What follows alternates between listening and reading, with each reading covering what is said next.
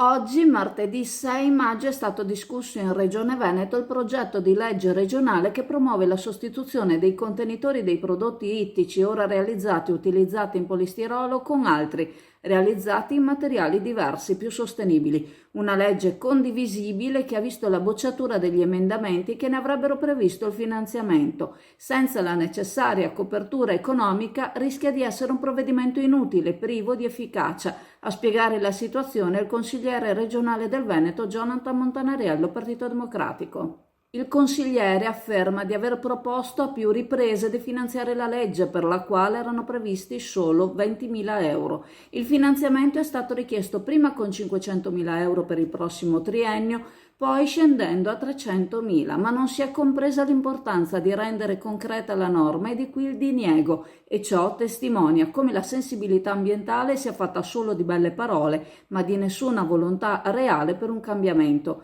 Una presa in giro per le imprese e per la sostenibilità ambientale, continua il consigliere, dopo essere intervenuto in aula come correlatore. Senza fondi le leggi non vanno avanti. Parlare di bando FEAMPA non dà alcuna garanzia, anche in quanto tali bandi non possono essere presentati da chiunque.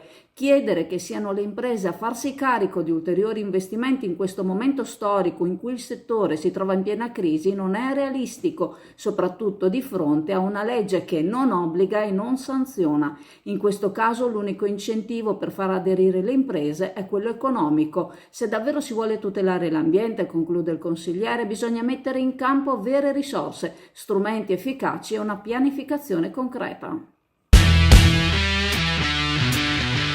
Dragster Italjet, motori ad alta prestazione 125, 200 e 300 cc, telaio fuori dagli schemi con un carattere unico, una guida emozionante, fari full LED, un urban superbike di cui ti innamorerai. Vieni a vederlo da SD Auto, Chioggia, Viale Stazione 36.